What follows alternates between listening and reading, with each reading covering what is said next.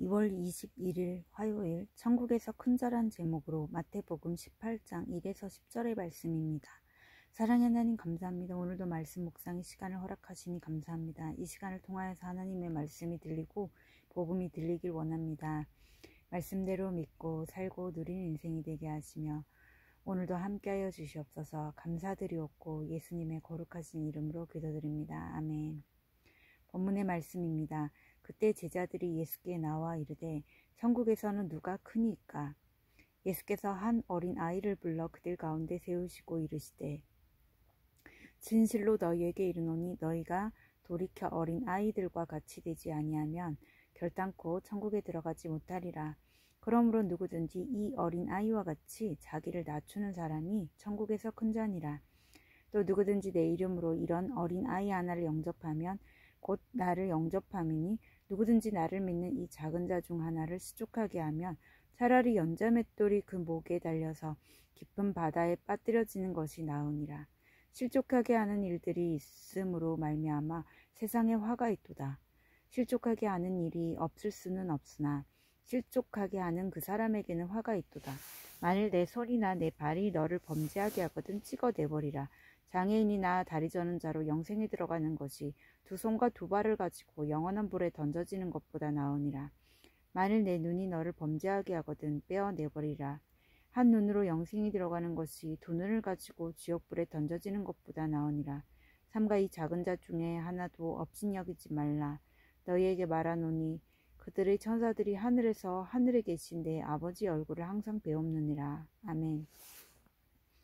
좋은 말입니다. 실족은 걸려 넘어지도록 길에 놓은 장애물 혹은 다른 이가 죄를 범하도록 유도하는 행위를 의미합니다.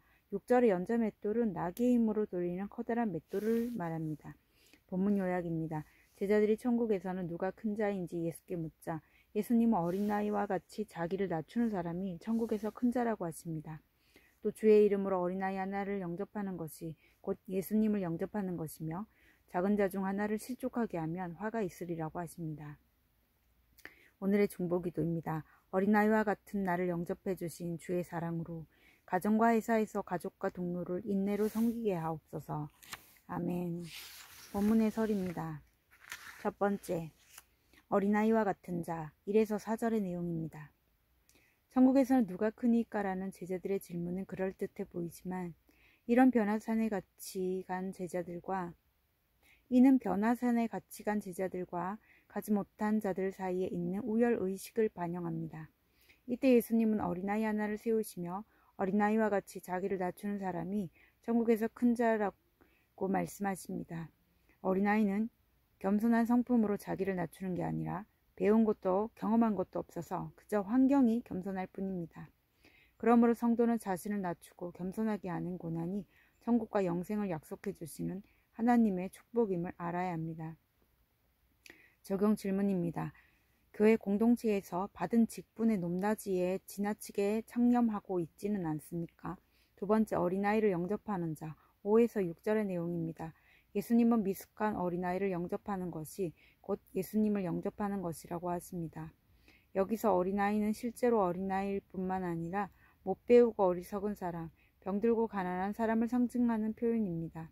영과 육이 연약하여 혼자 힘으로는 일어설 수 없는 지체들이 우리 주위에는 많이 있습니다.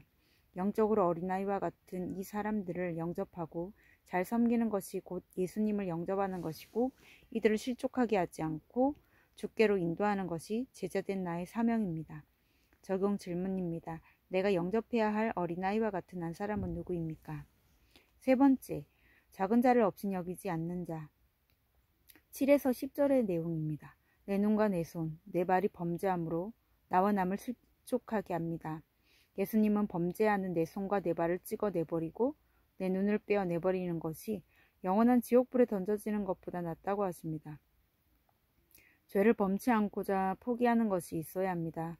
나의 어리석음으로 낮아짐의 환경을 겪고 그것을 통해 말씀을 깨달은 사람은 어린아이처럼 낮아진 한 사람을 업신여기지 않고 섬길 수 있습니다.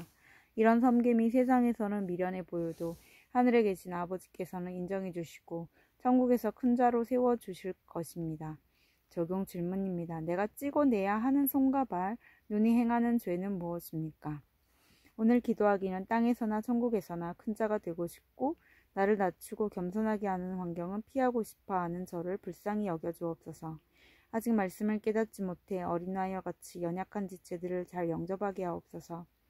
나를 범죄하게 하는 내 손과 발을 날마다 찍어버리듯 정력을 내려놓게 하옵소서. 아멘. 묵상 간증입니다. 우리 만남은 우연이 아니야란 제목으로 박미나님의 말씀 적용글입니다. 저는 믿지 않는 가정에서 태어나 두 집 살림을 하시는 아버지로 인해 외롭게 자랐습니다. 억적같이 일만 하시던 어머니는 절망감에 우울증으로 스스로 목숨을 끊으셨습니다. 행복을 꿈꾸며 시작한 결혼 생활은 이혼으로 끝이 나고 어린 아들과도 헤어지게 되면서 제 인생은 완전히 무너졌습니다. 그렇게 정서적으로 시한부 같은 삶을 살고 있을 때 교회에 다니며 두 자녀를 둔 사별남을 만나 재혼을 했습니다. 이후 저도 교회에 다니며 세례를 받고 예수님을 영접했습니다. 그러나 재혼 생활은 절대 녹록하지 않았습니다. 죽을 것 같은 안경에서 구속사의 말씀이 들리니 이혼으로 어린 아들을 실족하게 한 죄인이 바로 저임을 깨닫고 통곡하며 회개했습니다. 그러자 업신여김을 받을 수밖에 없는 저를 하나님은 천국에서 큰 자인 교회 소그룹 리더로 세워주셨습니다. 재혼 생활은 우울증으로 갑작스럽게 사망한 아내에 대한 남편의 상처와 엄마를 잃은 아이들의 아픔으로 인해 실족당하는 일들의 연속이었습니다. 어느 날 남편 핸드폰 청구 요금이 많이 나와 알아보니 아들이 호기심에 핸드폰으로 야한 그림을 본 것이었습니다. 이후 선택적 함구증이 있는 아들은 청소년 상담 치료와 교회 소그룹 모임을 통해 증상이 점점 나아졌습니다. 그리고 눈물을 자주 보이는 딸은 만성 우울증이라는 진단을 받았습니다. 저는 마음이 아픈 두 아이를 품으며 구속사의 말씀으로 해석된 제 친정 어머니의 자살 사건을 이야기해 주었습니다. 그러자 아이들은 제 이야기를 귀담아 들으며 공동체에 잘 속해갔습니다. 어느덧 준수한 청년으로 자란 아이들은 직장생활과 진로 준비를 하며 모두 청년부 소그룹 리더로서 아픈 또래 친구들을 살리고 있습니다. 아이들과 한 공동체에서 한 말씀으로 삶을 나누고 성령의 권면을 하며 천국을 누리는 관계가 되게 하신 하나님께 감사드립니다. 아이들이 신교제와 신결혼을 하여 영적 후사를 낳을 수 있기를 소망합니다. 이분에 적용하기는 매일 큐티 설교 방송을 녹취해서 가족 SNS 대화방에 올리겠습니다. 딸과 아들의 모습을 있는 그대로 인정하며 이야기를 잘 들어주고 공감하겠습니다. 입니다.